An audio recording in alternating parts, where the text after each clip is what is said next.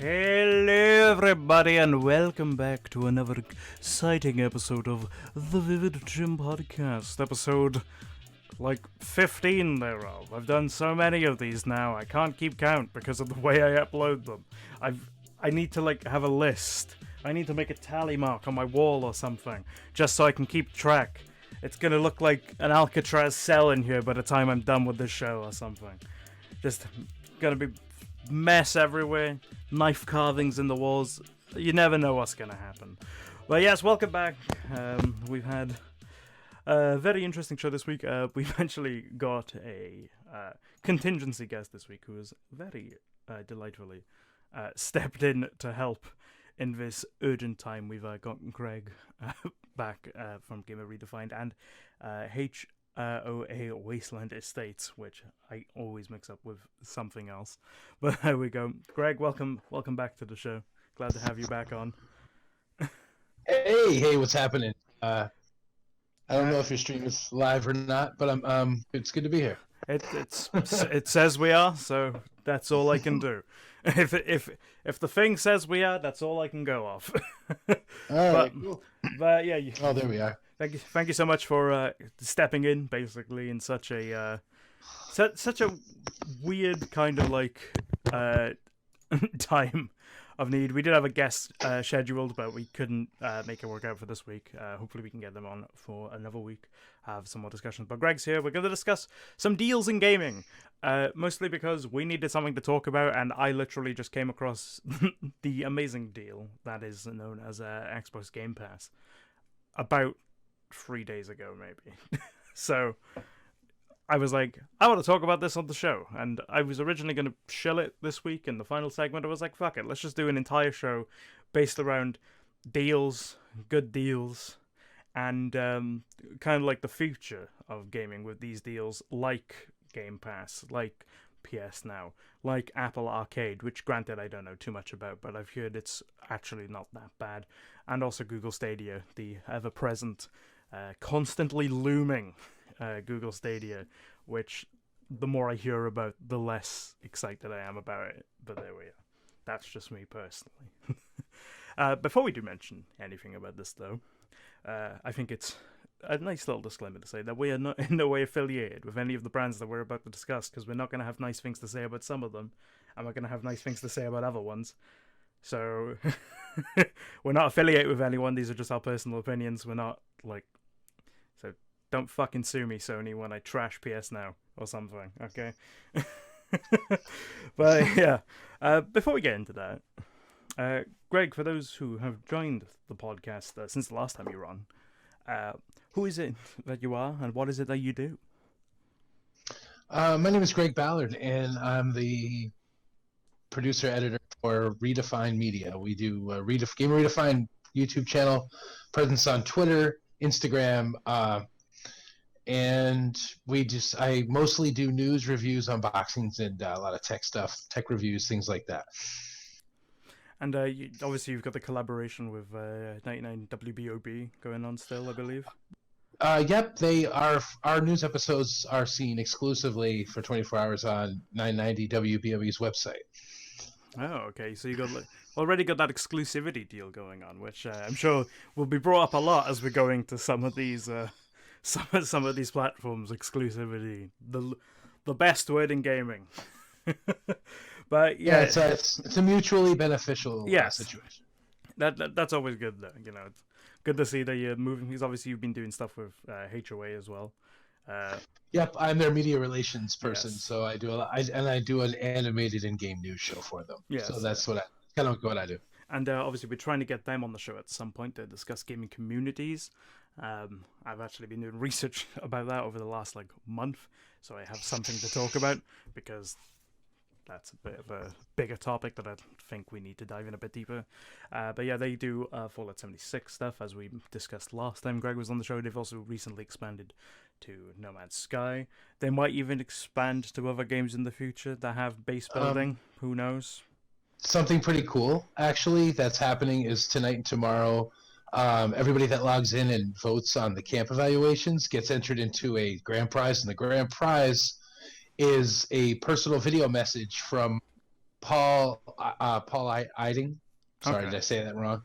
He's the voice of the Vault Tech rep. He was in Incredibles 2. He was in Fallout 3, a Ah. bunch of other games, Is he the and the rep in Fallout 4 that comes to your door? yeah, Yeah. he's the Okay. Vault Tech rep in Fallout 4. Yeah. The grand prize winner of the 2 nights of whoever gets Oh, drawn gets a okay. personal video message from And him. It's pretty cool. how is it that you enter that? Would that be going to the Discord at all, or would that be going to No, Twitter? you just go to Twitch. Ah, You go okay. to Twitch tonight, tomorrow night, and to HOA TV, and you watch. And when you vote, to approve or to violate a camp that they're profiling, your name is automatically entered. Okay. Each night you're going to want to enter entry. It's pretty cool. There we I go. just think it's pretty cool that a voice actor of that caliber Hmm. is lending that kind of prize to HOA. I think it's pretty cool. That's something you get to see a lot with, especially Bethesda's voice actors. A lot of them seem to be very involved with the fans where they can be, so that's always nice to see. But yeah, we're actually and speaking of good deals, like obviously that potential personalized video message, we have the good deal of Xbox Game Pass, which is kind of like the main thing we're going to be discussing here. It's So really good. Xbox Game Pass has been around for a while now. It's been around for quite some time, but they brought the PC version out and the Ultimate version, which is a mix of the PC version and the console version. And was that officially released at E3 or was it announced at E3? I can't remember exactly. It was announced twice at E3. Once it was announced with incorrect information all over the media outlets. Then Right. it was re-announced with the correct Right. monthly payment information. Okay. Game Pass PC by itself is $10. Yeah. If you get Game Pass Ultimate, like I have, you get your Xbox Live Mhm. membership. You get your Xbox Game Pass membership as well as your PC membership. Mhm. If you're signing up for it right now, though, today, this week, if you get it now, 6 months of Spotify. Oh, really? Okay. I wonder if Yeah, I so wonder if I have that Spotify's in it. then. I Because think you got 6 months of Spotify if you just bought it like this month. I literally bought it a couple of days ago, so who knows? I think you're getting it too. I think because Yeah. I just saw the advertisements like this week. So yeah, that's even better deal. Already on top of what I called at the time, and still stand by firmly. It's the best deal in gaming right now. It really is. It's an absolute steal. Like I remember when they announced it, because obviously we watch E3 here and we do the critiques and reviews of E3 every year. When they announced it on stage, I was like, "That's a fucking good deal. That's an incredibly good deal." Like, because I believe they announced it was $15. Was it $15? Yeah, $15 Yeah. a month, and if you converted your existing Xbox Live account, Mm-hmm. it would cost you $2. Yeah, and if you just look at how much Xbox Live costs anyway, that alone is a great deal. Because Xbox Live can be very expensive. Unless they've made it cheaper since the last time I used it. I remember it being a fucking wallet drainer back in the 360 days anyway. Well, Xbox Live is $60 a year. Mm. Game Pass by itself is $10. So, you know, it's for very Yeah. little extra, you're getting like just quality stuff. And not to mention, it's not game streaming. It's not game yeah, streaming. that's the I know what important you're saying. thing. It's not streaming. It's you have permission and license to download the file. Which yeah, is better. what's It's funny certainly is- better for a console. Well, what's funny is if it leaves Game Pass and you still have it downloaded, it doesn't erase itself. Oh, okay, that seems probably like a bit of an oversight, but there we are. No, so I mean, you can hold on to a couple of the games. Yeah, so you know it's definitely and the console version like has been around for a while. And I remember looking into the console version. The console version itself's a good deal, but the PC version I was really surprised at, because obviously, and I, as a person who is solely PC at the moment, when looking at this stuff, I remember they were bringing out stuff on the Microsoft Store, for example, and a lot of people were like, "Well, it's kind of pointless to buy an Xbox now." And then they went and did the Game Pass Ultimate, and I was like, well, now there's a reason to have both, because that deal is incredible. And essentially, just looking at it, if you keep that one payment up, you'd never really have to buy a game. Especially because Xbox are very generous with how quickly they put their AAA titles on there. Like Gears was Yeah, on the there. first party big releases too, Yes. and there is a significant amount of games on Game Pass console and Game Pass PC that are different to make it Mm-hmm. really good, really great deal. Yeah. There's a lot significant amount, and Xbox gives you 4 free games every month, two Xbox 360. Yes, they have. They still have games for gold, right? Is that what they Mm-hmm. is that what they still call it? Games for gold. Yep, Yeah. games with gold. Yeah. I remember being very excited when they first announced that back in the day, and having some of the games be kind of bad, but some of them be really good. So, like Dark Souls was a good one, but then you had the Civ game that was on Xbox 360, which is garbage. So, Revolution. yeah, it's a terrible Civ game.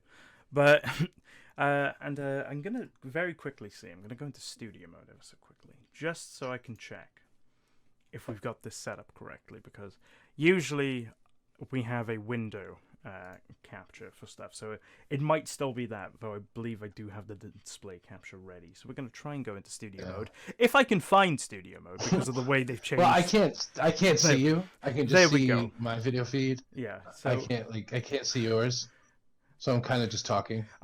Okay, so it has messed it up. So basically, for those who don't know, I've rejigged my entire setup over the last week. My mic is no longer a part of my desk, it's now hanging down over the top.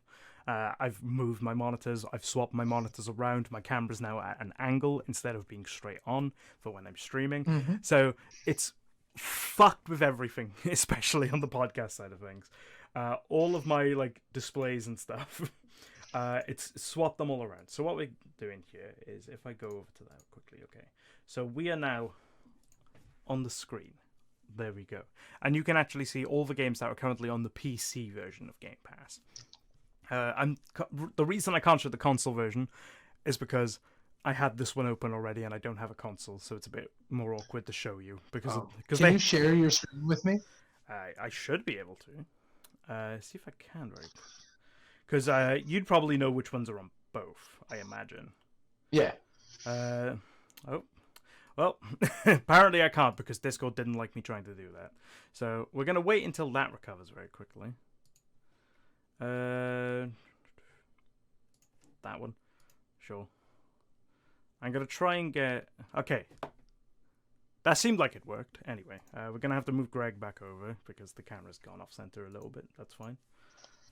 But, yeah, so we have the entire list here of all the games that are currently on PC Game Pass, because it's PC Game Pass, and that's the one that I have, essentially. We're going to transfer. There's a lot of great stuff on there. It's good good variety, really quality titles too, not like anything that was kind of like shovelware garbage beforehand. Yes. So obviously with all of them, you tend to get the occasional game which maybe isn't as high quality as the other ones, but for the most part Game Pass seems to be alright in terms of its quality. I remember looking at a few other versions of it, like I'll use the example of PS Now. PS Now doesn't have the best lineup in the world, although PlayStation does have some absolute great games right now. A lot of their better ones aren't included in the service right now. They just announced God of War's on it, literally the day after I said no to getting PlayStation Now, because PlayStation Now was A, more expensive, and B, didn't have the games that I would want to get it for. It was like, nah, you don't really have the games that I'd want to play or I'd want to get it for. And then and Game Pass, you can sign up for Game Pass for like £1, £1, or like $1. So I was like, that's just an absolute steal. They might as well just be. I don't know. Did they still do that, or did I sign up literally on the last day? Because that's a possibility. Because you could sign up for Ultimate for like £1 on the app when I looked into it. So. Yeah, like if you already I already had a game, I already had an account, so they just converted mine to $2 a month. But That's I think they're doing like £1 is what, $5? £1 is $5. No, £1's like $1.25. Oh, $1. Oh, I got it. So then, yeah, I guess it's like $1 a month Yeah, They have $1 a month for 3 months or something. Get the first yeah. 3 months for free or something. I believe like on the current version, it was like you can sign up for a month for £1 or £2 for 2 months, which is still not bad to be honest, considering what you get. But I only did the 1 month because I didn't know whether I was gonna carry it over to the next month. I was like, let's just try this for now. Why not? You know, It's because great. It's great. You just get sucked right in. So it was like, I'll probably go to the just PC one instead of Ultimate, because it's kind of pointless me having Ultimate. It was just Ultimate was cheaper. Yeah, see? Yeah, Ultimate If you was... pick up a Xbox, you'll already have games. Exactly. So that was the thing. If I ever pick up an Xbox One, I already have like a bunch of fucking games. Like this week is being headed by Fallout New Vegas on the Xbox version. And me and my mate were actually discussing this because I saw the article about this, and I was like, oh, that seems like a bit weird. But then it clicked to me. Obviously, they never remade Fallout New Vegas because they don't remake Fallout games. So I was like, this is going to be the only way people with an Xbox One can really play New Vegas, I believe. Because I don't even think it was backwards compatible for a while. No. So it's like, this is going to be a good opportunity, especially because they now own Obsidian and have the new Obsidian game coming out in, 20 days? You know, it's like... Yeah. I was like, play it on launch. That's genius. That's a genius way to get people in, because you can advertise it as, well, if you buy this month now, not only do you get New Vegas, you get their brand new game, essentially for free. So it's like, yeah, it's mental. But yeah, like looking at these, if you have the Ultimate version of Game Pass, you get Gears 5 Ultimate Edition, but Gears 5 regular edition's on there anyway. But if you have Ultimate, you just get the Ultimate version on top of that, which I'm not entirely sure what the differences are. But well, the differences are, something that I actually just discovered. I didn't even think about it. The Ultimate Edition of games that people have to pay for, that have like extra uniform suits or things like that, that's just included with what you get. So you essentially get like Ultimate Edition, like pre-order Ultimate Edition, like DLC and stuff for free. Or you can do what I do, and that's somehow get pre-order bonuses without pre-ordering games. That's happened to me more often than not. Especially with sports games. We had a run of like 4 years where me and my brother would buy the WWE games, because we both love those games, even though they're fucking trash. And every year they'd lock a playable character behind a paywall, because that's what they do. And every year we just get it for free. Because they're in the case, because they don't sell all of their copies on launch. So every year we just happened to buy one that had all the pre-order bonuses in it. So we were like, sweet, that saved us like maybe like, I don't know, 10 quid, like $12. So I'm like, that's good.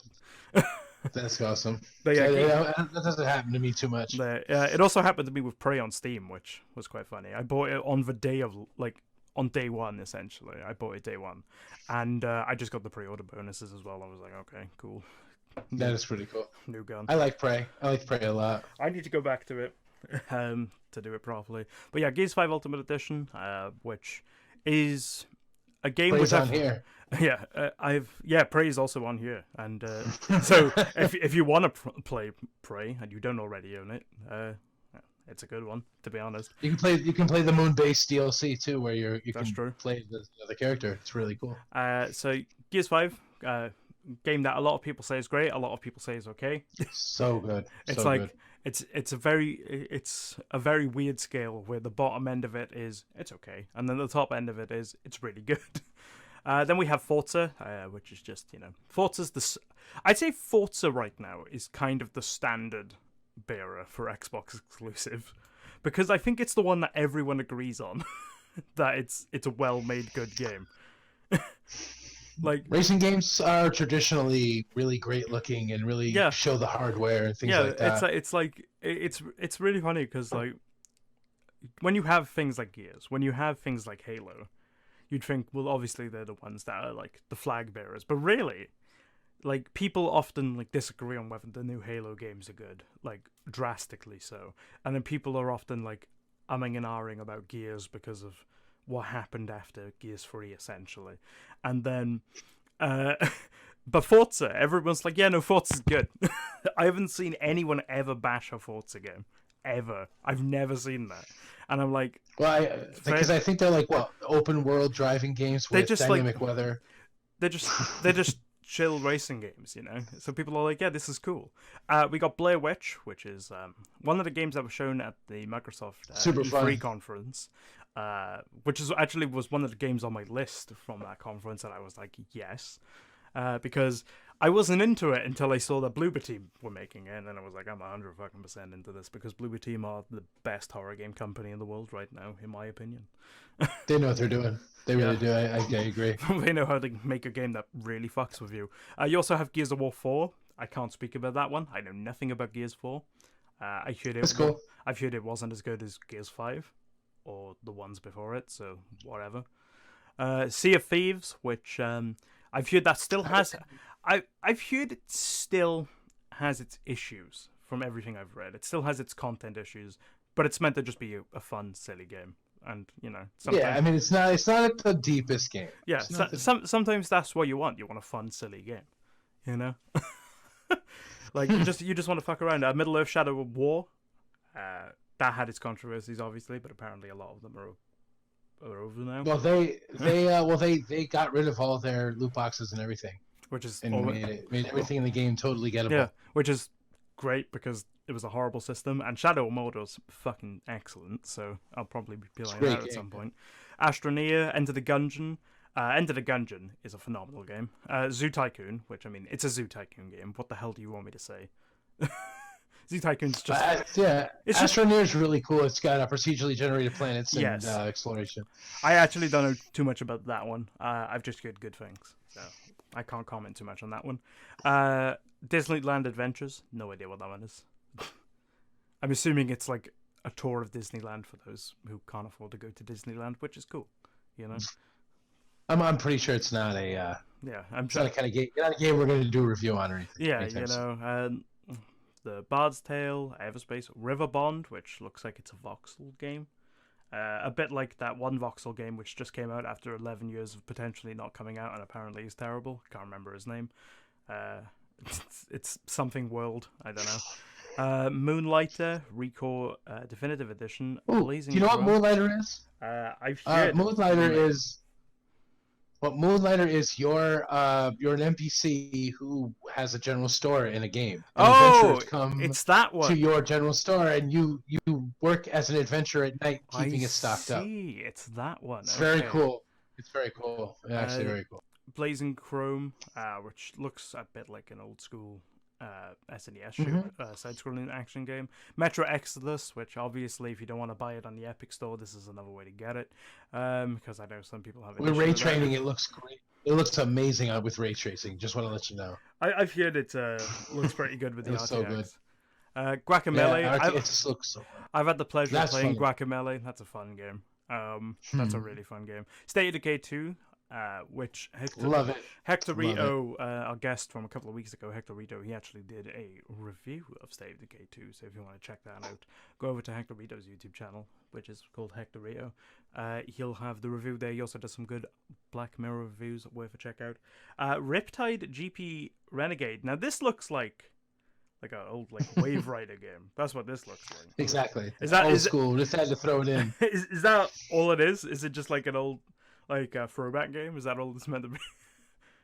That's what it looks like to me. Just kind of, I'm not a big racing game fan, so but I'm looking at this it's like tricks, and you're pulling tricks, and you're doing very cool ski-doo, and cool. That's about it. What can you say about that? Nothing. There's really nothing more. Age of Empires, which I mean, I'm always good. All the Age of Empires are good. I'm actually not a big fan of Age of Empires. I don't know why. I've just never played one where I'm like, yeah, this is good. I've just always been like, yeah, it's cool, and then I never played again.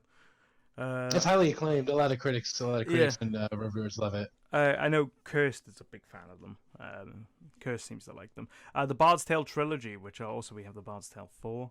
So there we go. That's an entire quadrilogy of games. You get the whole Bard's Tale. Old Man's Journey, which is a very on the nose name, I guess.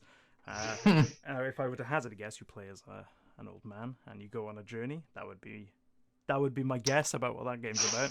I haven't checked it out yet. Crackdown 3, which I mean, it's Crackdown. it's Terry like Crews. yeah, it's Terry Crews game. Simulator. It's that game which said it was coming out for like 5 years and then never did, but then did. So, Steam World, Nostalgic 2003. Steam World Dig 2003 2. gaming. There's a bunch of Steam World games. There's a I'm lot. I'm unfamiliar. It looks interesting. I think I own a lot of them via Twitch Prime, which we'll also probably get into because Twitch Prime is another good deal if you want free games. So the quality of those games perhaps isn't as always as consistent as something like a Game Pass, but you still get some really decent ones on there. Ruiner, which I've wanted to play for a while, I love it. I love Ruiner. I remember I saw it and I was like, well, this seems like it's up my alley, and I never got to play it. Thimbleweed Park, which you actually recommended before we went on air. You recommended this game. So X-Files. It's like X-Files. I was gonna say, is it like an X-Files kind of like mystery game? Yeah. But like it's kind of it's fun. Okay.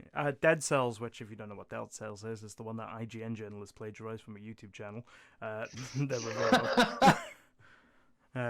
Infamous. Yeah, it's the one that one journalist plagiarized off that one channel. The review. Yep. Yeah. Critically acclaimed game though, so that's worth checking out. Gears of War. Gears of War 1 is fucking phenomenal. The original, I can't comment on Gears of War 4 and 5 or Judgment because I don't even think anyone wants to remember Judgment. But I can comment on the original trilogy of Gears of War, and they're fucking phenomenal, and I will stand by that forever. They're great games. Especially Gears 3. Gears 3 is fantastic. Then it's Ark, which Ark's a massive game. So I played a lot of Ark. I've never played it, ever. I don't own it on PC. I've never really gone out of my way to like check it out. I know Nightmare Bear, or Pro, as we probably know him a bit more. He streams this. He streams it, and he's recommended it highly to me. So I'll have to at least do him like the service of checking it out at some point. Bloodstained: Ritual of the Night, which I've actually heard about this game, but that's about Castlevania. it. Yeah, Castlevania-like.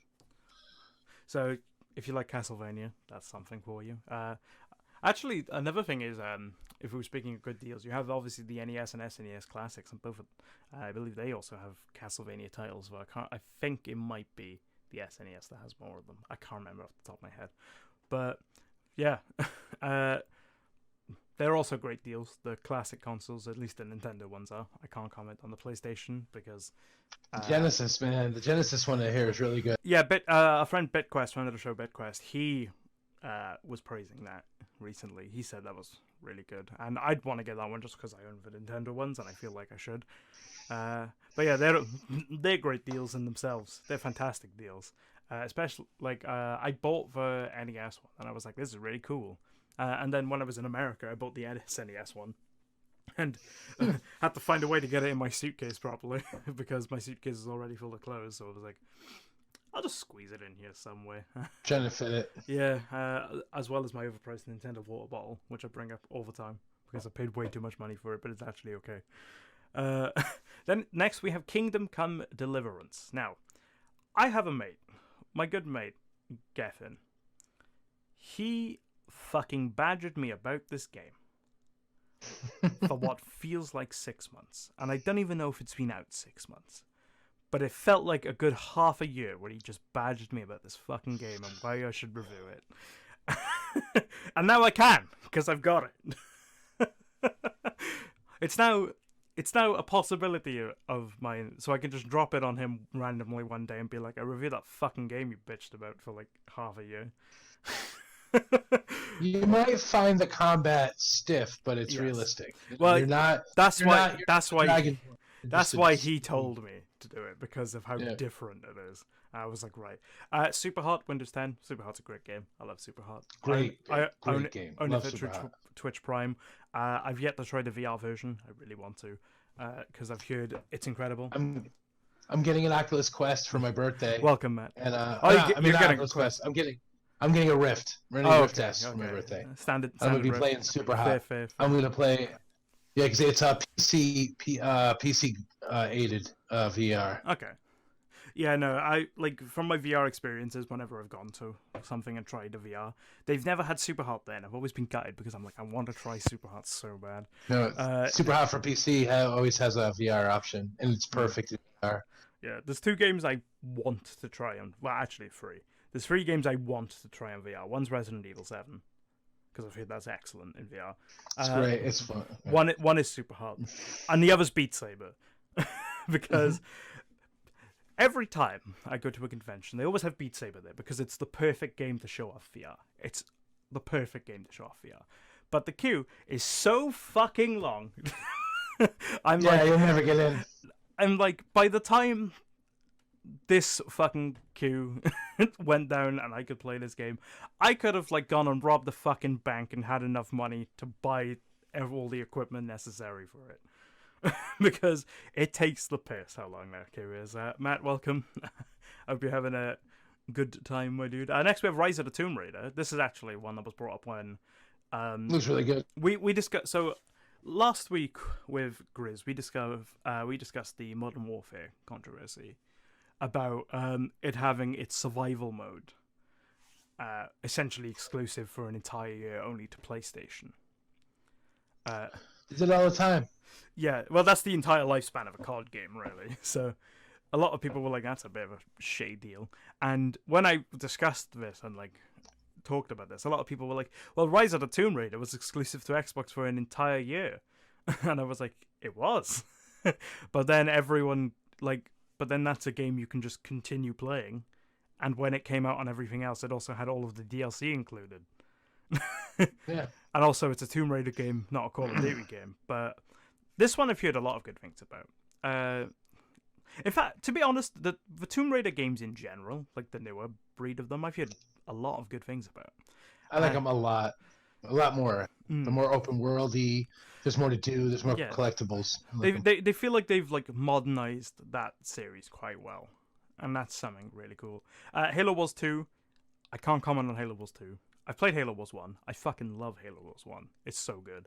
Halo Wars 2, I've heard it's okay. But if it's anything like Halo Wars 1, I'll enjoy it because I love that genre of game and I love Halo, so I'm sure it's at least going to appeal to me somewhat.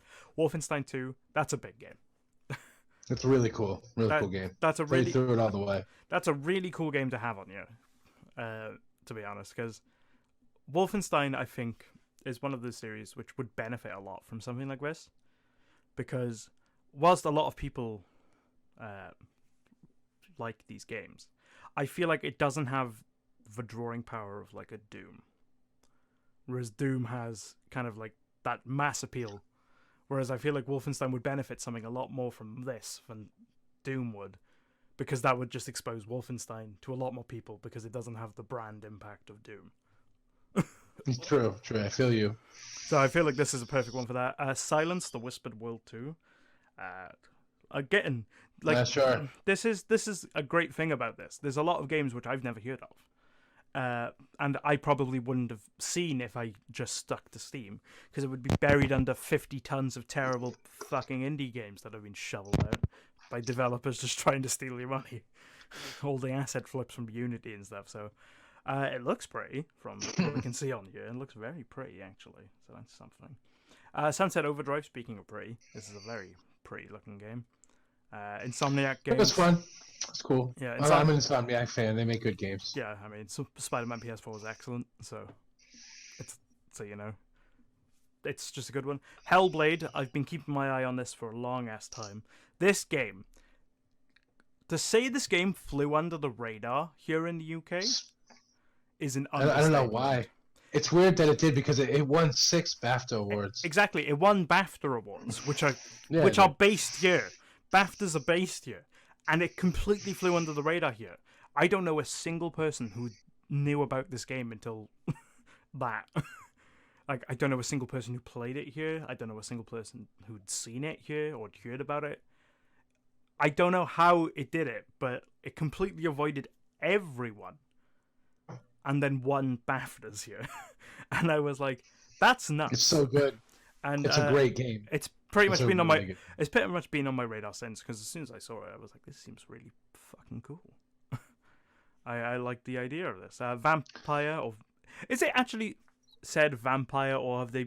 Is it like vampire? But I don't know. I like to say vampire though, like yeah, vampire. I like to say that, so yeah. I don't know. But I Uh, like the game. I do like the game. It's got a cool upgrade system. It's got a cool storyline, and it's got some cool twists. Fun fact about this game: a lot of the characters just are seemingly named after places in Wales, where I'm from. So I remember watching a stream and like you talk to like a Dr. Swansea, and I'm like, what the fuck? I was like, that's really weird. So yeah, that's something. Ori and the Blind Forest. This is a gorgeous game. Like holy. Played it a shit. while ago. It's a pretty cool adventure Yeah, side scroller. yeah, Not too crazy like oh my god, but yeah. really good and good looking It's nonetheless. and the sequel's due out at some point soon. Like like I'm pretty sure it's due out very soon. But yeah, like it looks absolutely gorgeous. Marvel vs. Capcom. I mean, if you like Marvel and you like Capcom, I'm sure you'll get a kick out of this at least. You know. That's a good fighting game. It's a Yeah. good franchise. I like both of those, so I'll probably get a good kick out of it. Football Manager. Look, if you're not from the UK, you're not gonna give a fuck about Football Manager. That's just a fact. Seems interesting. I might actually play it. Yeah, like if you're not based here, you're probably not. Oh, I say not based here. If you're not based in Europe, because it's definitely one that appeals more to the European side of things. Because while soccer is getting bigger over there, it's certainly not as big as it is over here and South America. So it's still very much not a main sport over there yet. But it's if you like reading things, oh boy, is this the game for you? It's basically a career mode out of like FIFA, but like it's more in depth. It's a more in-depth career mode. Me and my brother played it because my brother's a big football fan. He plays FIFA a lot, and we played the career mode on that. So we wanted to see what the difference was. It's actually really fun. You watch highlights of each game when it happens. They look like complete garbage, but that's kind of the charm of it, to be honest. They look like they're from 2004. It's really funny because the animations are just janky. The ball doesn't really look like it works like realistically with physics and stuff. It just seems to magnetize the people and so on. It looks, that part looks dreadful, but I love it so much because of how terrible it is, and that's just who I am. Just keeping statistics. Yeah, Keeping statistics 2019. yeah, it's literally more of a here you are, read this stats. This player's got all of these stats. You know, it's a very popular game series here. Although this is the previous year edition, I believe it's now 2020 that's out because that's how these games tend to work. So you know, that's something at least. Lichtspeer, I got to play a little bit of this. This is a fun little game. Lichtspeer. It's a game where you throw spears. Look. You throw spears. There's a bunch of like German shit going on around it. I don't really understand the game. I don't really understand. German shit. Yeah, like I played it at a convention and I was like, this is fucking nuts. Okay, I don't even know what's happening here, but I love it. Dead Rising 4. This is an older game on this list, I believe now, isn't it? Dead Rising 4 was Dead Rising 4 like a launch title for the one? Dead Rising 4 was launch title for it was near launch title for the one, and Right. it got rid of the time. It got rid of the timer. Oh, So I mean, okay. it was a totally different kind of game. Okay. Previous Dead Rising, you had a timer and you had to do everything Yes. within like an amount of time. I remember that being really annoying in Dead Rising 2. Oh god, I found that really annoying in Dead Rising 2. Slay the Spire, that's a really fun game. I played a bit of that. That's quite fun. Hollow Knight. I'm thinking about getting into it. Hollow Knight, I've heard nothing but good things about. Mhm. Like, to say, like, it's one of those games that everyone loves, I think, is doing it injustice, because every time I'm like, what about Hollow Knight? Everyone's like, it's fucking incredible. So I'm like, oh, okay. Fun fact, for the longest time, I actually thought this was just one of the expansions they brought out for Shovel Knight. For the longest time, because I think at the same time they brought out an expansion for Shovel Knight, so I was like, oh, they brought out 2 expansions for Shovel Knight, but no, different thing. Really confused me for a while. Creature in the Well. This game particularly is actually pretty cool. It's a pinball game, Okay, but it's not a pinball game. right. It's like an RPG. It's like a strategy RPG. With and pinball. when you go into battle, it looks like pinball when you go into battle. Okay, that seems like okay. I gotta. Like you launch your attacks, and it kind of it looks like a pinball, like you shot a pinball, and you're kind of trying to score and stuff. Oh, okay. I'm looking at some of the script. The art style looks incredible in this. The art style is very cool. Yeah. Okay. See? So it has got like a bit of a pinball vibe to it. Okay. That's very unique. Indie games are cool, bro. Yeah. Like I love the indie games on Xbox. Yeah. They have some really cool shit. Indie games, when they aren't asset flips, are really cool. Oh dear. But speaking of indie games, just as a little brief thing, if you haven't, I'd recommend Katana Zero. We got a How Bad Can It Be coming out of that very soon. That's a fun game. Okay.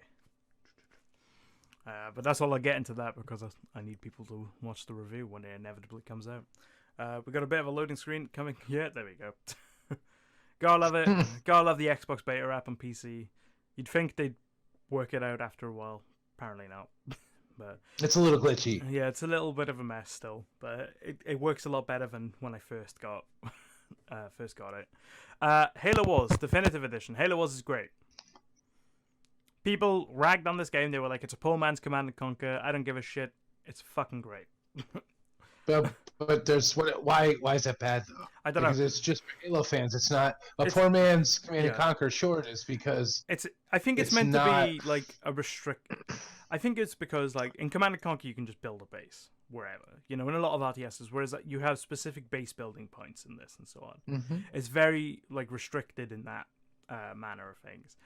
But at the same time, it's a guided experience. Yeah. Whereas, and my response was, well, they made this for a console, and the people who made it didn't really do one of these before. So I was like, it was a bit of a weird step. Like it was Age of Empires, but it isn't quite an Age of Empires game. You know what I mean? It's a bit different. So it was a bit of a weird step for them, and I think they pulled it off really well. I still love the game, especially when you get like I think they implemented the skulls from the main series in here, and one of them was essentially instead of the regular laser on the scarabs in Halo, they just fired a rainbow, and it was great. That was cool. Yeah. We Happy Few. I've actually got this one installed. I'm going to be trying it out at some point very soon. Very cool game. Very cool. There's certain modes you can try, things like that. It's a very cool game. Very British game. It's very British. Shadow Warrior 2. I played Shadow Warrior 1. Love that game. Shadow Warrior 1's fantastic. Love Shadow Warrior series. So fun. So good. That's good. It's serious, but doesn't try to, be too serious. It's cool and gory. They've also got the classic versions on Steam right now. I know that. So that was quite fun. They even have... did you ever see the game Viscera Clean Up the Tail? So it's like an indie game. Sure. It's like an indie game where you just go on like a spaceship or something, and you just clean up a bunch of gore. You're just a cleanup crew. That's it. That sounds awesome. They had a crossover with Shadow Warrior, where you were in like a Shadow Warrior level, and you just go around picking up the bits after you'd gone through and killed everyone.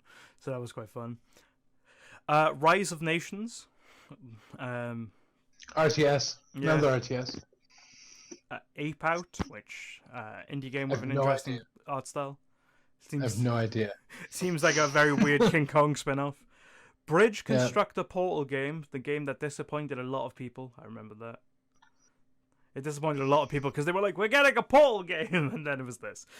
I didn't understand the bridge building Portal game. I get what it is mechanically, but I don't get how it fits in with Aperture Science.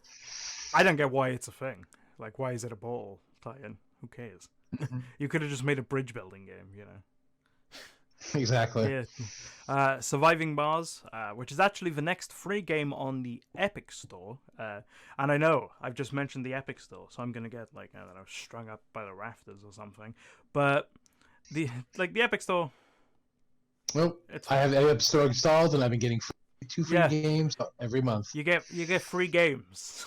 The Batman games, all of them. You Yeah. got all the Batman games. Apart from Origins, because no one treats Origins with the respect it fucking deserves.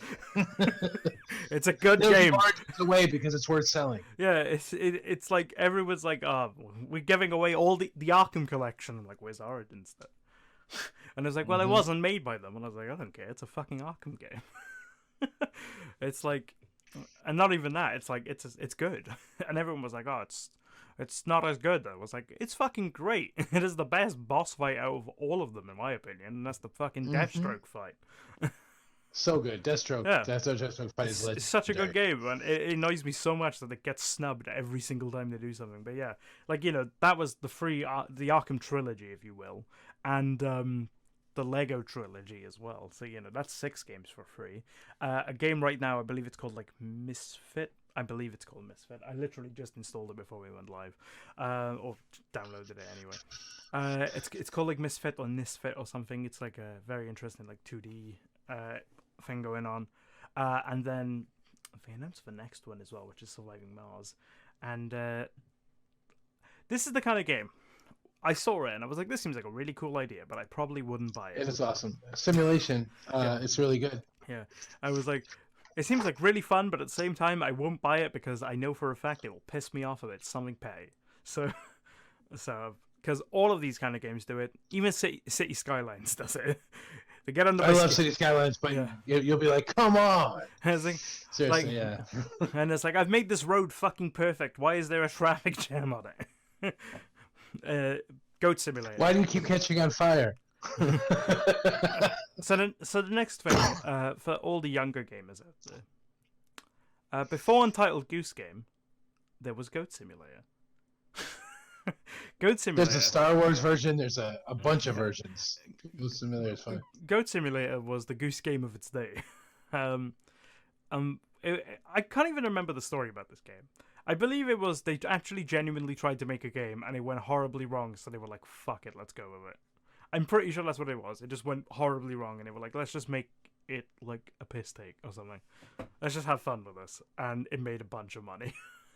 Because they didn't try to make a simulator of a goat. They just went, yeah, this is going weirdly. Let's just have fun, throw all care out of the window, make it a meme.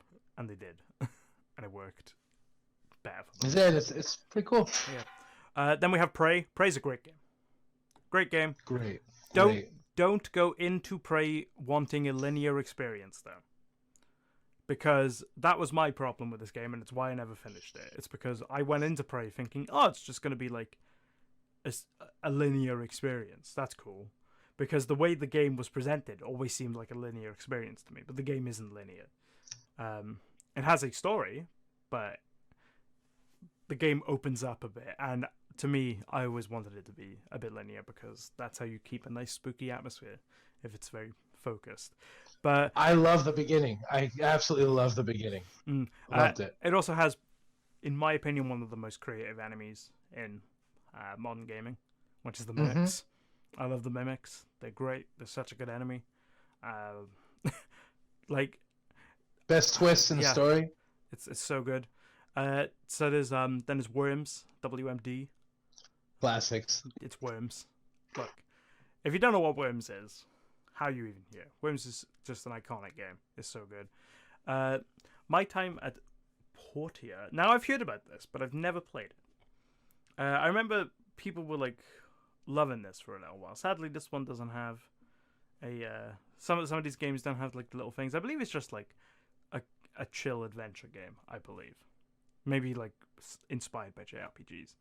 And I would click on it to confirm that, but sadly, if I click on it, it means I'm going to be sat here for 10 minutes waiting for the Xbox app to get back to where we were. Next, we have Time Spinner, which, again, another pixel graphics, SNES kind of looking game, you know. You can't really do wrong with these games. It's probably narrative-based. Seems like it'd be cool. I'm cool with that. Then we have For the King, which I love the style of this game. And also, it's hex-based. Yes, I like hex-based games. Hex tiles and games. They have everything. Yeah, they have a little bit of everything for everybody. That's I think why the PC. It's not just like you get the PC versions of certain games. A lot of stuff. They have Hotline Miami, like Hello Neighbor, which is another one on my list. The Surge, and so good. I love the Surge. I love the Surge. I love the Surge. Is the Surge based off that Tom Cruise movie? Because it looks like it's so much. That Edge of Tomorrow movie where he like dies and repeats, like the Groundhog Day one. It looks it looks like it, but when you look into it, it's actually pretty cool. It's got a cool combat system where you build new weapons and graft them onto yourself from enemies. It's a cool thing about what happened to the world and why it's all cyborgs and machines. It's very whoever made that has got to be inspired by that movie, at least. It looks exactly Deck 13. Deck 13 made a. It's really good. So what else we got here? We got Dirt Rally. I believe Dirt Rally was just free on something else as well. I can't remember though. Wasteland 2. That's a fun little game. Wasteland, for those who don't know, Wasteland is the game that inspired Fallout, the original Wasteland. So basically, Fallout ripped that off, and then Wasteland disappeared for a long ass time. And then Wasteland.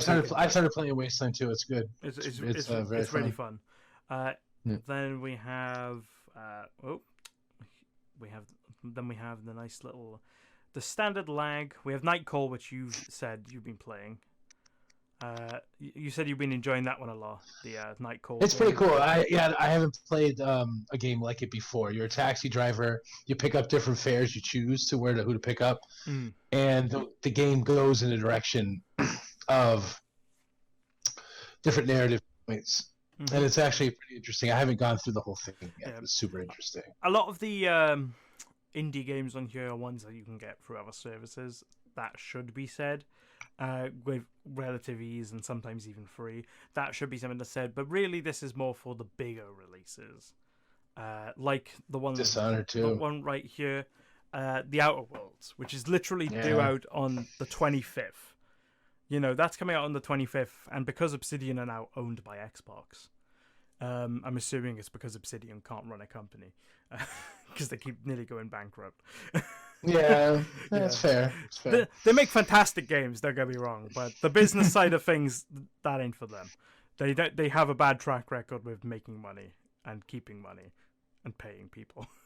They have a bad record with that, but they make fantastic games. I recently started playing Pillars of Eternity. That's amazing. Love Pillars of Eternity. That's throwback. That's like a throwback to Fallout, but in a modern style. That's great. But yeah, I mean, this is a game that I'll be reviewing because I now have it. It's great for someone like me. If you're a creator watching this, because I know a lot of people who watch this are creators themselves. This is a great service. Like an absolute fantastic service. Because you just look at stuff like this. You look at like The Outer Worlds, which is a very anticipated release. Is it the most anticipated release coming? No. But it is a very much anticipated release. And a lot of people are looking out for it. Yeah, the fact that you're getting that immediately. If you're a creator, you got to be thinking, I can get that game as well as a mass amount of other games to fill out my library and keep my like stock up. And that's a lot of content you can make. Like for me as a games critic, although I own a lot of these games already because I have a problem, like if you're just looking at things like The Outer Worlds, I was like, I'm probably not going to review this unless that goes on sale or I can get a good deal on it. And lo and behold, I got a fucking good deal on it because Game Pass is a steal. You know, it's like I can now get that. You also have Dishonored 2. You know, I never got Dishonored 2. I have Dishonored 1.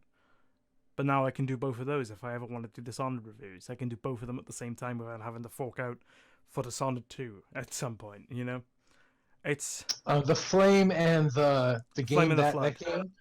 The Flame and the Flood is awesome. It's great. I did a review on it. It's amazing. It's fun to play. It's a survival game, but you're gonna love the art style. From what you've already said about games you like, you're gonna love the art style of this game. You're gonna love the physics. The river is the enemy in the game. It's actually very cool. I actually do have that game through Twitch Prime, I believe. So. But hey, you know, nothing wrong with owning a game on multiple platforms. So yeah, look, we've gone through a bunch of games here. Also, had 2 for boyfriends on this, and that alone is worth the money. That Tofu Boyfriend's a ridiculous game that turns into an incredible game. So that's great. But yeah, just like, it's such a good deal. And we're going to get into how it's a better deal than the likes of PlayStation Now very quickly. Because, and it's literally just because of this, new games are included in this. New games. New releases. New releases. So many. And big new releases at that. They're included. And AAA first-party exclusives. The issue with PS Now is that isn't the case. PS Now, and granted, like I said, they recently changed their way that they shout these games. You know what I mean? They changed it so it's a bit better for them. You know, like, it's cheaper, you get a better deal out of it. Also, God of War's on this, and now the entire God of War franchise is on it, which is great. But honestly, it still doesn't really hold a candle to Game Pass right now. The Last of Us 2 should have been on launch title on service. They should, if they're going to do that. If they do that, that'll change. Spider-Man should be on there. They go big names should be on there. Yeah, they own Insomniac, so why not put Spider-Man on there? Exactly. You know, the only reason the Outer Worlds is on it is because the Outer Worlds isn't an exclusive game. It's because they own Obsidian. You know, they own Obsidian, so they're like, fuck it, we'll put your game on Game Pass. You know, so why not? And they could do the same thing with Insomniac and Spider-Man quite easily, especially because, and with the success of Marvel right now, that to me is a fucking mistake that they're not doing that. Why wouldn't you put Spider-Man on? Yeah, it's a perfect title to help launch a service Marvel, to get people to pay for it. It's like Marvel's like the biggest fucking thing right now, you know? It translates well into the gaming universe for the fans or comic book fans. Mm-hmm. It's like you telling me all I have to do is pay $80.99 a month and I get like this Marvel game as well as potentially some older Marvel games. That's pretty cool. You know what I mean? It's like simple things like there's like, oh well, you got God of War on there, and from everything I've viewed, God of War's a fantastic game. But God of War also came out over a year ago. You know? It's like, oh, they got The Last of Us on there. I was like, cool. Last of Us came out a generation of consoles ago. Bloodborne is also on there, but Bloodborne is a launch title for the PS4. And we're now nearing the life cycle of the PS4, and the only big hitting games they've got are The Last of Us, which is granted a massive game, but it's The Last of Us, and most people are already going to fucking own it. Bloodborne, which most people are probably going to fucking own it, and because they literally gave it away for free with PlayStation Plus. And God of War, which is a year old. You know, it's like, I get it.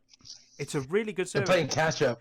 Especially, they're playing catch up. They weren't ready. Especially with the older titles, because that's one of the more promising parts of this, is it offers previous gen titles. But so does Game Pass, and Game Pass is like, well, here's Gears of War.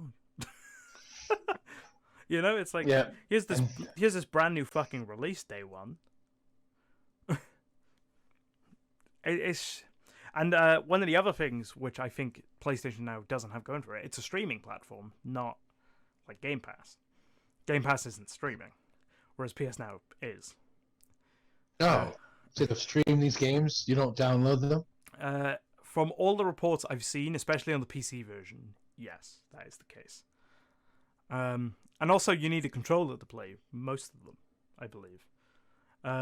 Whereas you don't on Game Pass. A lot of the Game Pass PC version, PC titles, are compatible with a mouse and keyboard. You know, a lot of them you can just like, because a lot of them, to be fair, you can play on PC anyway. But it's like, even like Gears of War, I feel that's quite nicely compatible with mouse and keyboard. So, you know, it's a weird one. It's like, if I can get it up right now, because the app runs a bit slow, because like the Xbox app, PC isn't the focus. It isn't the big thing, you know. They're stretched across like their own platform, which is obviously the main target, which leads to some issues like you're seeing right now on screen, where it doesn't quite load right.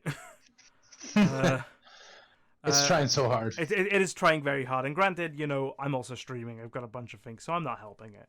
But But yeah, like if you look at like the trending titles right now on PS Now, Rocket League. Everyone owns Rocket League. It looks really familiar. A lot of the games, except for the exclusives, like Titan Quest. Mm-hmm. Yeah, like that Mutants Year Zero. It's Yeah, like, there's a lot of the same stuff. The Messenger. yeah, it's you're gonna get a lot of crossover, and that's fine. That's fine because that's just the sign of these games being good. But if I were to like look at this, for example, like the trending games right now, Rocket League, everyone owns it. Mortal Kombat 10, 11's out. Vampire, that's on other platforms anyway, so that one's a decent title to include. Farming Simulator 19, people love that series, but it's Farming Simulator. Then you have 2K18. We're now on 2K20 coming out in like 2 days. They haven't even got 19 on here. Little Big Planet 3. That's it's Little Big Planet. Whilst it's good, it's a fun game. it's a fun game. That's not going to shift copies. Batman Arkham Knight, they literally gave it away a week ago. They gave that game away. So did Epic. Mud Runner, that's not really going to shift a lot, I imagine. Fallout 4, that's been out years. F1 2017, we're in 2020. NBA 2K18, we're in 2020. Sniper Elite 4, cool. That's a fun game. Ride Free, that'll probably shift some, maybe. Doom, I mean, it's Doom. Cool. Mafia 3, that one's a decent one to put on here, to be honest. Lego City Undercover, it's like, just looking at them, they have Payday 2, that's fucking years old. Wolfenstein 1, Wolfenstein 2 is out. And on Game Pass, you know what I mean?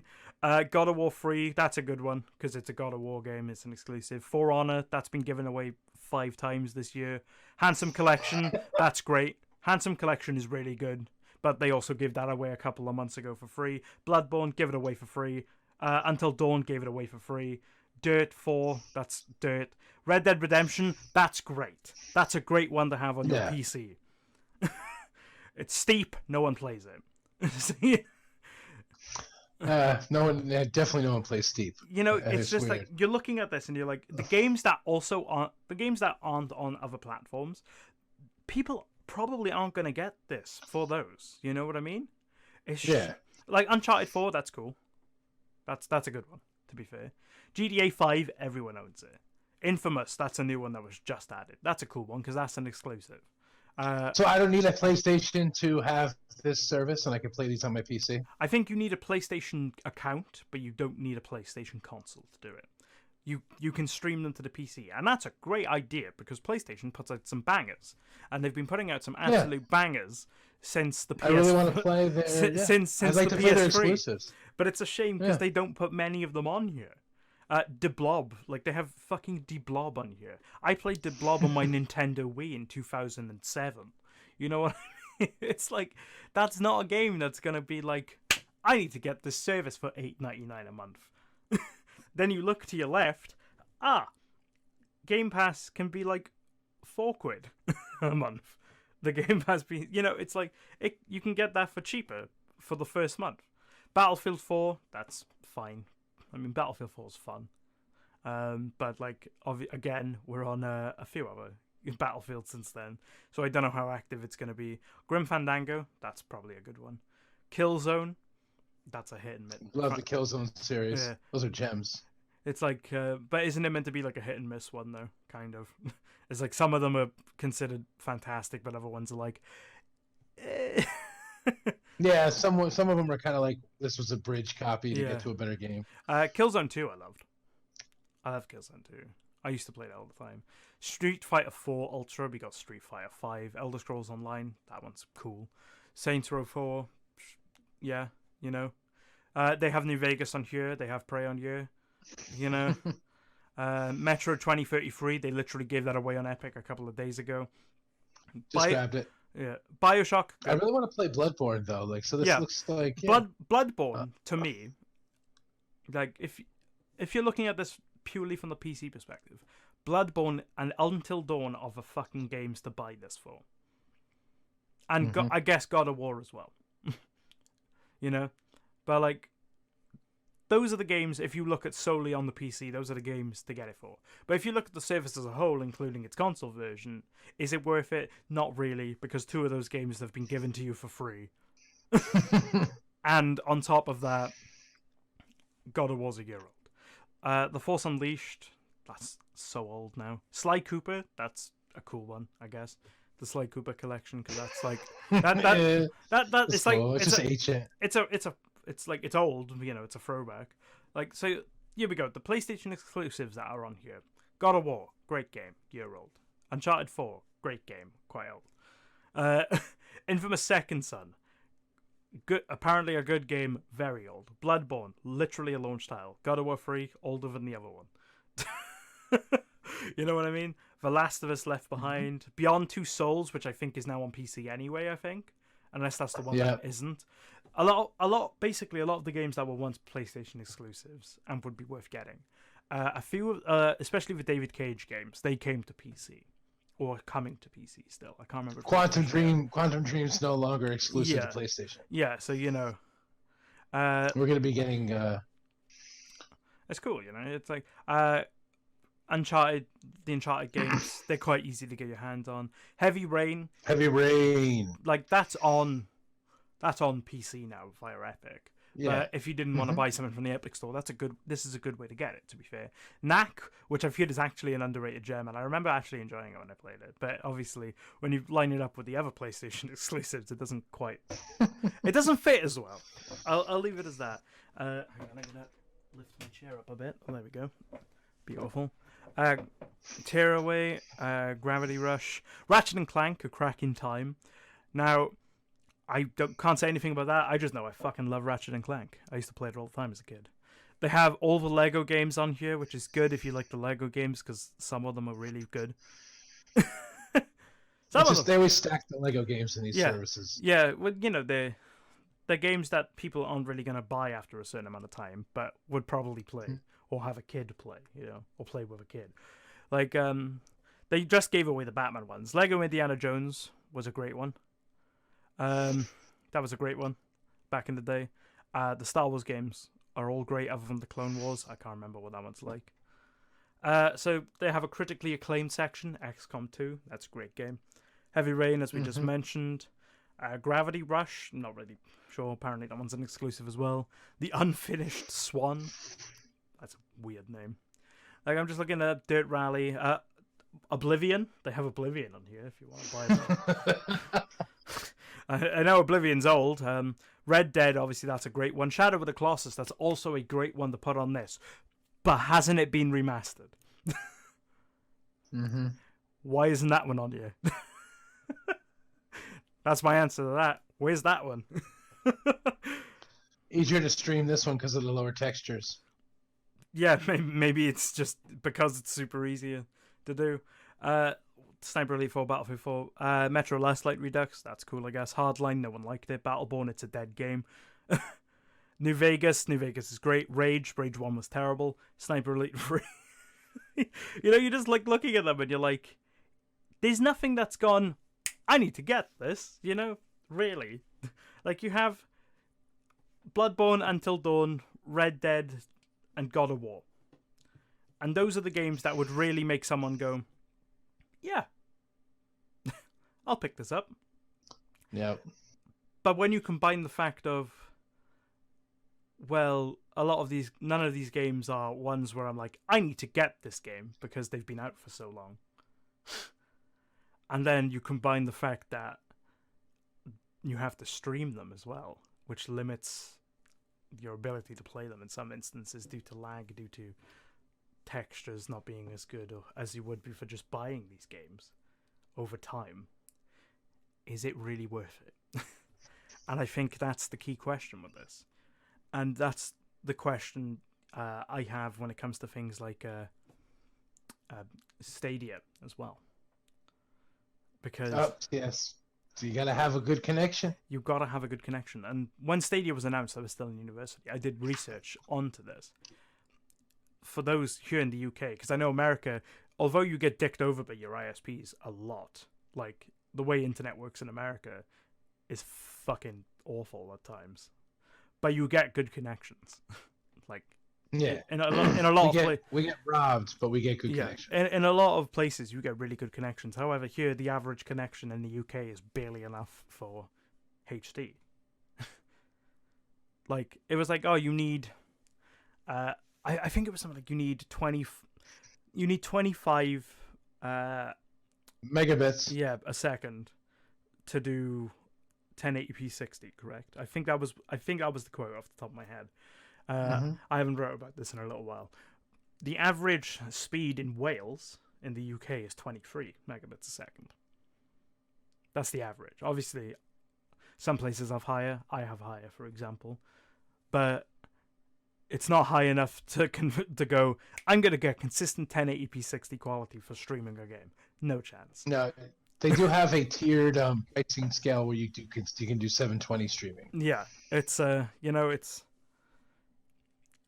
and whilst I'm sure eventually streaming will be the way to go for this stuff, eventually, right now it just doesn't seem like a good investment when you have something that combines the ease of access of it, like due to its affordability, with the consistency like Game Pass. It combines like that nice price point of a Netflix with the consistent experience that you're going to get out of it, because it's not dependent on your internet experience unless it's a multiplayer game. It's I have NVIDIA. I'm a NVIDIA Go subscriber, and I'm in it for free. It works great, but I also have an amazing connection. So if I didn't, I bet you it wouldn't work as well all the time as it does. Like, my connection's good, but it sure as hell isn't good enough for something like this. Especially when you include input lag. Input lag can make or break a game. So it's sad because I really want it to be worth getting, but when you combine like everything, it just really isn't, even with the price drop, which admittedly was well needed because they were charging £13 a month for this. If you have PlayStation, this is a good deal. Yeah, if you don't have PlayStation, it's not. Well, no, if you have PlayStation and you're a PlayStation fan and you want everything that PlayStation has to offer, and you have a computer, this might be great for you. If you've just bought a PlayStation, this is a good deal. Right. If you've owned a PlayStation since it came out, this is a terrible deal, really, because let's say you've been a PC gamer the entire time and you decided to get a console, so you got a PlayStation 4. This is a good deal. Yeah, this is good. But if you've owned a PlayStation for any amount of time, this is awful. Yeah, it's terrible. Like, a lot of people have been saying, oh, you should include it with the PS Plus subscription. And whilst I don't necessarily agree with that, I think there should be an option like there is with Game Pass, where you can get the PS Plus subscription with this. I think that should at least be an option, because paying that much for PS Plus and then on top of that paying for this service when most of the games... it's like most of the games you've already fucking got, because they just give away. They're nickel and diming their customers that way. I don't think that's right. It's not good. Like, just looking at the RPG section, because I'm a big RPG guy, it's like Bloodborne, cool. New Vegas is nearly a decade old. Oblivion's over a decade old, and Fallout 3's over a decade old. It's just, and whilst it's good for nostalgia because you get a lot of older games on here, is that really the price point you want to be charging for that? You know what I mean? The RPG choices are really shallow. It's just. How is Tropico a sports game? Did you see that? Was Tropico in the sports section? It is in the sports section. See, yeah. Well, how is that a sports game? That doesn't seem right. What sport are you playing? Yeah, what sport is that? Banana collecting, maybe. Wait. Yeah, Port Royale. Flashpoint Red River. A lot of these don't seem like sports games. I think they've just accidentally put some of the the strategy games in here. First of all, Farming Simulator isn't a strategy game; it's a simulation game. There's a difference, damn it. But like, you're looking at these, it's an interesting one. Like, it just seems so strange. They got Monkey Island at least. Tales of Monkey Island. That's cool. Oh my god.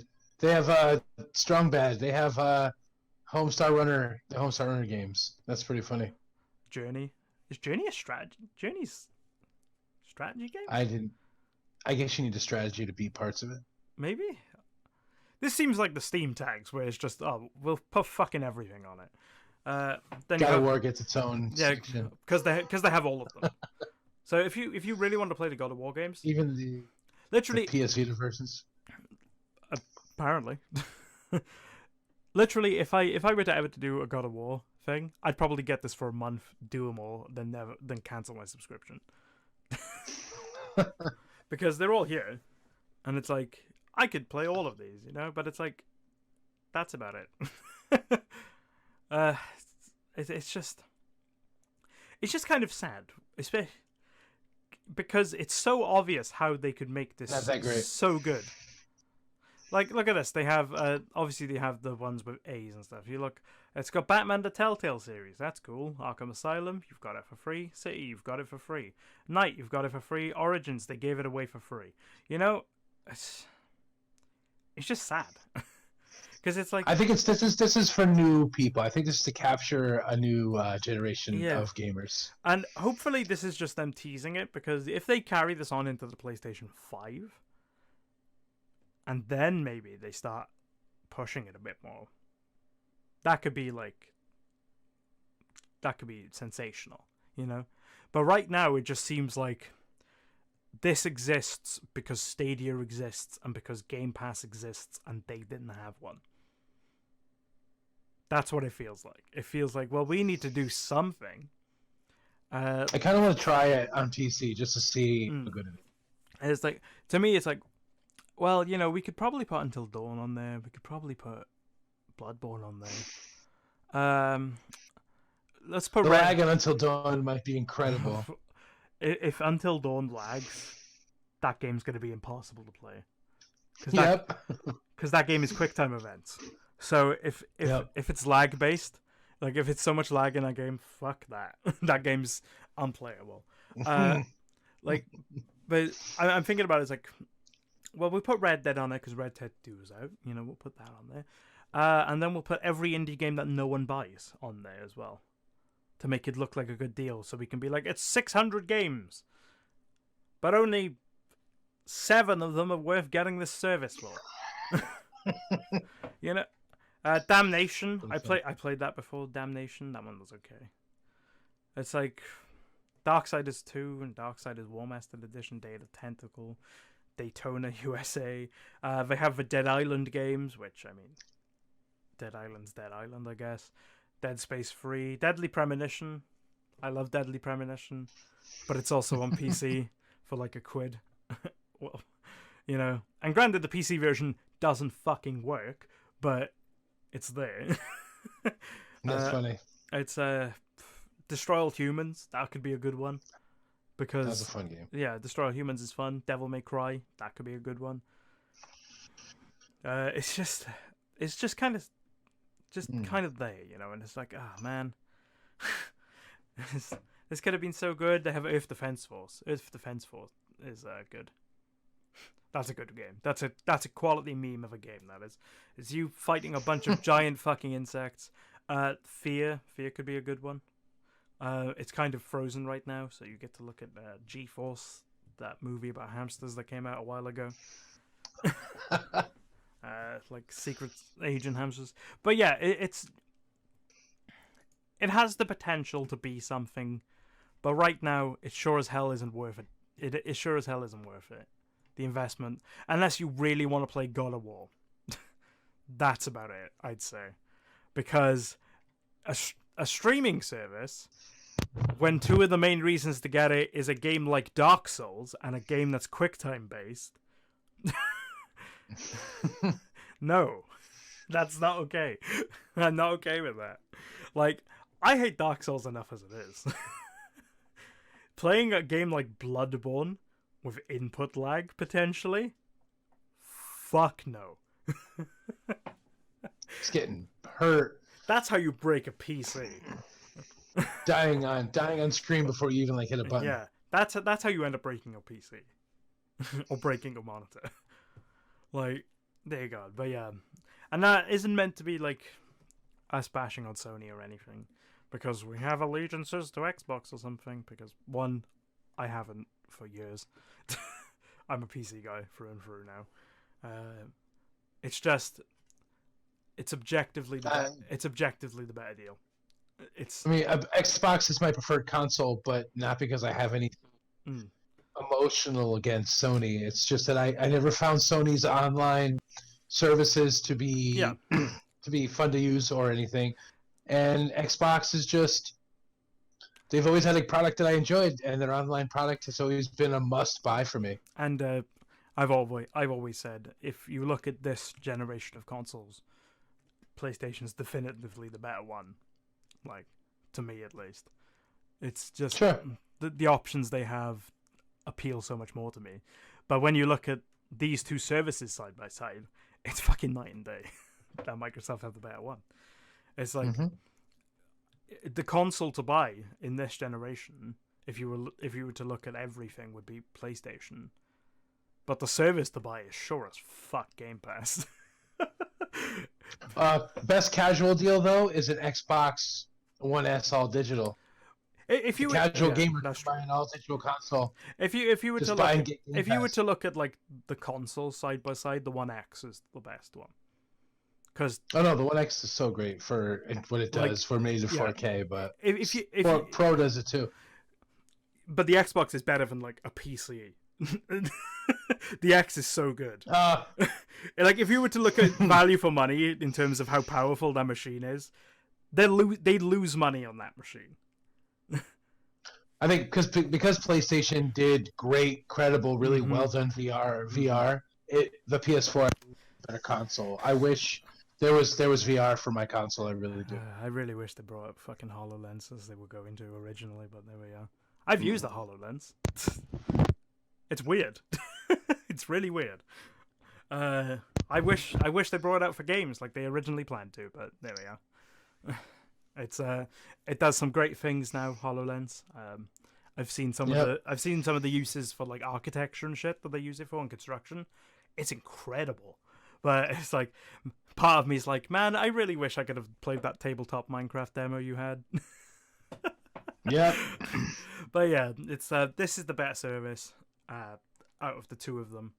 If you really want to play PlayStation games and have a good connection, there's an argument for PlayStation now. But if you have a standard connection here in the UK at least, and like if you have the standard connection and maybe you're indifferent to the two consoles and what they have to offer, it just seems like Game Pass is just such a better deal.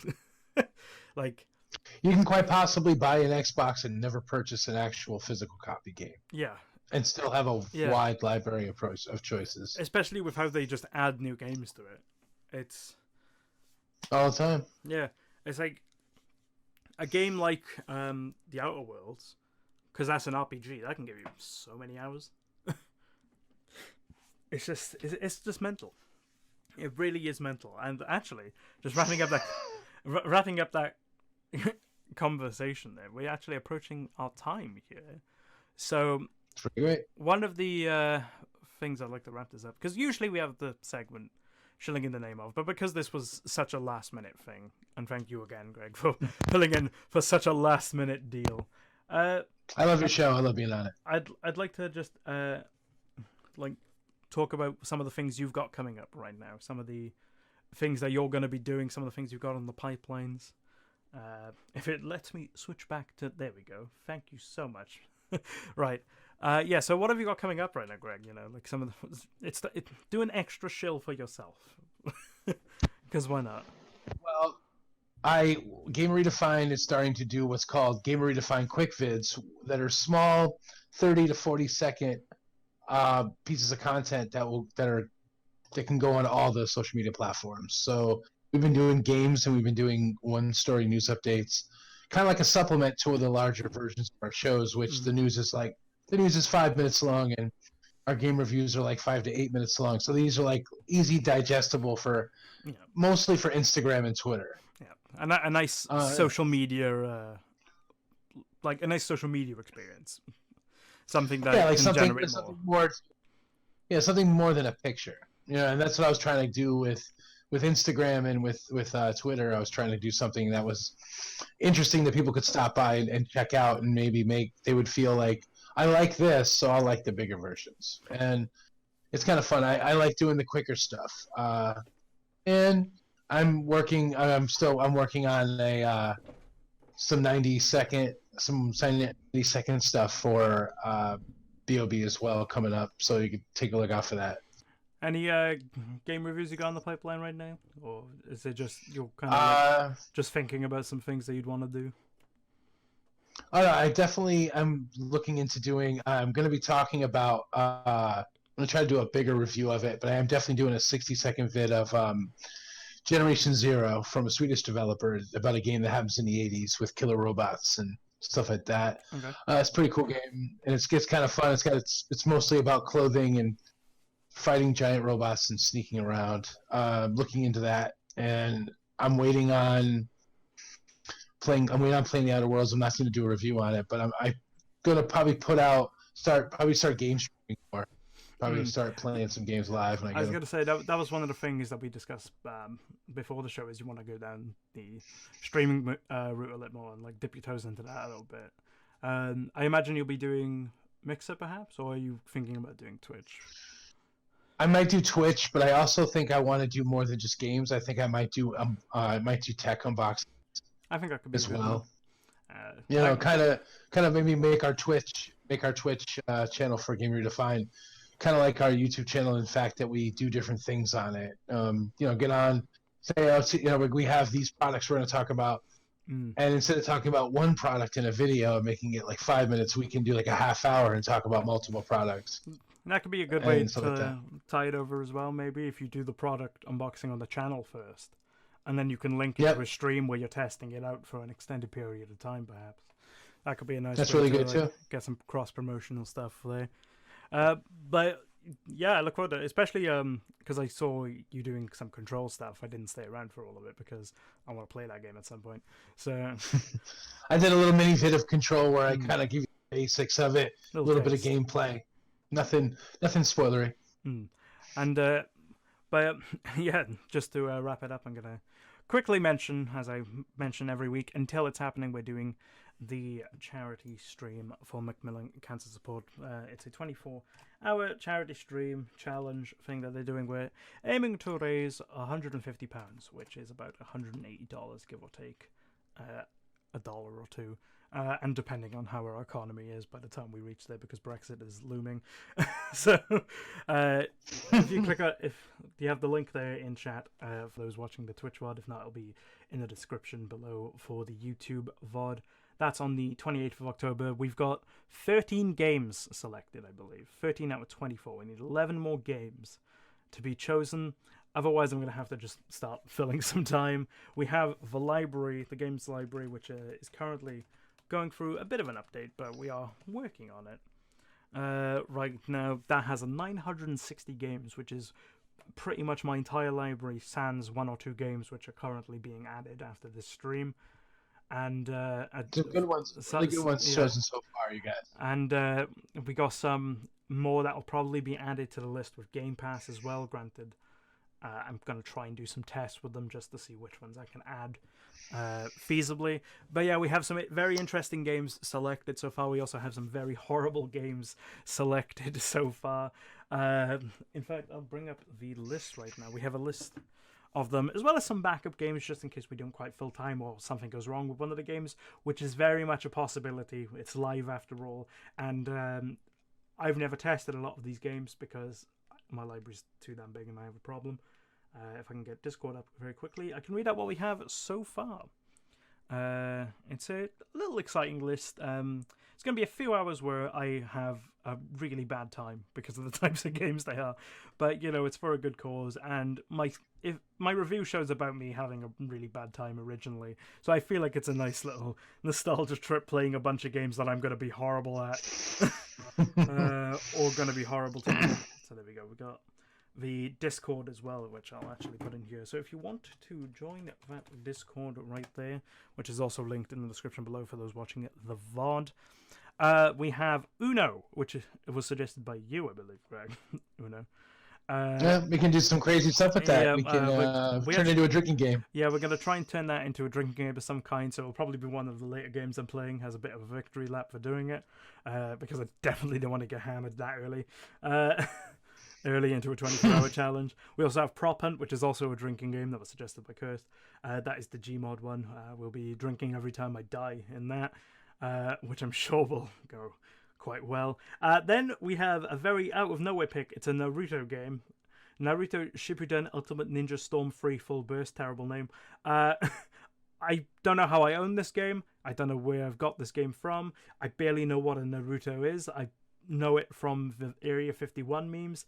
I don't watch anime, so that should be hell for me, playing an hour of that and trying to comprehend what's going on. Then we have Teleglitch Die More Edition, which is a game which involves you dying a lot. So that one's going to be hell for me as well, because I'm contrary. I may play a lot of games, but I'm not very good at a lot of games. So that one's going to be a nightmare. That one's probably going to be a fun hour for those watching me just bang my head repeatedly into a wall as I die and die and die and die.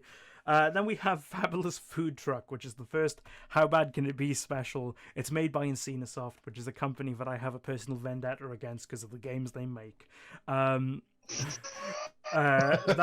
was selected. I can't wait to do an hour of that and put me through that agony.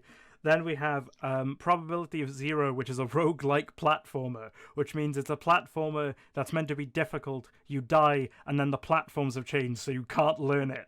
That's gonna be hell for me, because I suck at platformers and I suck at roguelikes. That one's gonna be hell, but at the end of the day, all for a good cause. Then it's Battle Pixel Survival Ground, which is a game we've covered on the show. One of our more popular reviews. It's a game that's claiming to be a PUBG ripoff, but it really isn't. They only changed its name to be a PUBG ripoff, so more people would buy it. Then we have Call of Duty. Then we have some good games. It wrapped around. We have Call of Duty World of War, Nazi Zombies. I've not played that in so long. That's a good one. That's a good pick. Alien Isolation, also a good pick. So good. Earthbound, also a good pick. Lone Survivor: The Director's Cut. I've played a bit of it. It's a side-scrolling like horror story-based game. Very fun. Binding of Isaac, again, roguelike. It's going to be hell for me. And Bioshock 2, which is the one that people don't like, especially because it's the remastered version. But it should be fun anyway. You know, it's Halloween season. We're going to have some spooks. Bioshock 2 is awful. You know. No, Bioshock 3. No, it wasn't. Which one was Bioshock 2? Is the one that makes no sense. Bioshock 2 is the bad one, because Bioshock 1 is excellent and Infinite is excellent. Oh, so Bioshock 2 is you play as the Big Daddy. Yes. I remember playing it years ago. I didn't like it, but, you know, it's Halloween season. Get some spooky vibes in there. I'm cool with that. Sort of. Yeah, sort of, you know. We're going to get some in there, but yeah. 960 games to choose from. You don't have to read the list. I can't make that clear enough. Just pick a fucking number. I don't care. You know, if you're like, my favorite number is 222, I'll do it. I'll put it down. I'll even tell you what game it is. I'll show you a bit of the game so you can be like, this is good, or nah, I'll pick a different number if you really want to. You know, it's all up to you. We also have a few challenges that we got going on. One of the milestones I've got is essentially how bad can it be on any game you guys want. So that, I'm sure, will open it up to a wide variety of things, including like Fortnite, Minecraft, a dating sim probably, Borderlands, which I've said I don't want to play. You know, that opens it up a lot to a lot of games that people would be interested in me potentially seeing. You suggested the One Chip Challenge, Greg. And sadly, whilst that isn't available here in the UK... Oh, I was like, I'll order it and we'll eat it, but yeah. We can do anything. We'll go head to head with any of the challenges. Yeah, it'll be so there is One Chip Challenge variants here in the UK, but it isn't the official Pakui one. They don't actually ship to the UK, so we only get horribly marked up prices. Yeah, where people are like charging $30 a chip with $25 shipping. So good lord. Yeah, they're just marking it up. So I'm like, I'll just buy one of the spicy ones here, or I'll just buy like a fucking ghost pepper or something, and I'll just eat that. You know what I mean? You know, I'll do that instead if we can't get access to the actual chip. But yeah, that's one of the milestones we have for reaching that goal. And Let me know. Yeah, Yeah. I go on vacation. I'll be on vacation in 28. And burn my face off with. Remember, the more you donate to that stream, the earlier I have to do that punishment. So I could be on hour 6 of 24, get that goal, and have to eat a spicy fucking pepper and deal with the rest of the time there having ate that spicy fucking pepper. So, you know, it's going to be a really fun time. I'm going to add some more games to it. You know, like now we have Sea of Thieves. That could be a fun one to get some people on. We have Blair Witch, could be a good spooky one. We have, you know, The Outer Worlds, which will be out by then. So that could be a fun one. It's going to be great. I can't implore the people watching enough. Go pick a game. Go do the things. Go pick a game. It's great. It's going to be so fun. Yeah, help me support some people that really need the help, you know. It's all for a good cause. Yeah. It's all going to charity. I'm obviously donating myself as well. You know, it's going to be just hella fun to play some of these games, especially considering we're doing 24 of them. So, you know, 24 games in 24 hours, and not all of them are going to be good. I think that's going to be a nice little gauntlet to make my way through. But yeah, it's going to be super fun. I'm excited to see it go through. I'm very much excited to get into it. But yeah, we have less than a month now until it, you know, it's 28th and until the 28th and into the 29th even. So, you know, that's less than a month. It's time for you to get them games in, you know. We have the list. The list includes Steam, Epic Store. It'll now include Game Pass on top of that, probably, you know. It includes Battle.net, includes Bethesda.net, includes Origin, Uplay, the NES Classic, the SNES Classic, you know. It includes them all. Every game I own, people. And I don't know if you've seen my series, my review show. Not all of them are good. Which means if you want to really put me through a rough time, you can. You can do that. But yes, anyway, please do that. And that's all we're going to do for the show. Greg, where can the people find you? Where can they follow you? All that good stuff. You can check out Redefined Media all over the internet on Facebook, Instagram, Twitter. You can check out all of our latest videos all of our playback to our other old videos as well on Gamer Redefined on YouTube, and check out GR News First every Tuesday on 990wbob.com. Very good. And don't forget to check out HOA News. Yes, every Thursday. I've got to check that out. The best place to check that out, I believe, is on their Twitter. They posted there every day. Yep, on Twitter. Yep. It's always on Twitter and on Facebook. So there we go. Definitely go over there. Follow their Twitter as well. That's a good place to find that. They post it. I believe, Greg, you also post it. Like you repost it every week. So yeah, if you want to find me, I'm VividChim everywhere, including Instagram now. I finally made a VividChim Instagram. Finally. Yay. After all this time of just advertising my own personal Instagram, which is just pictures of my dog, really. We now have an official VividChim one currently on there right now. I've actually uploaded every single logo I've ever used for VividChim. And given like a little breakdown, you can see how those evolve from the terrible first one to the contemporary 2 that I'm using on both of my things, as well as a clip from the Twitch stream that I did with the Nomad Eric and Lepley Plus, both great friends of the show and co-hosts for the Fireside Chat, which is also coming back this Sunday. Yep, Greg there, repping the Lepley Plus merchandise. There we go. Speaking of merchandise, we also have the merch store on Redbubble, where you can buy 2 VividChim shirts. I'm going to be buying one of myself very soon, probably for the 24-hour stream. I'm going to try and get the Twitch one with a little logo on there, because I think that one will be a nice, fun one to do. But, yeah. Nice. I was going to ask, where do I get my VividChim gear? All on Redbubble. All on Redbubble. I actually need to make like a merch command. I should probably do that. That could be a nice one. Or maybe like a merch timer, so it's like, do you want to buy a shirt? You can buy it here. Link.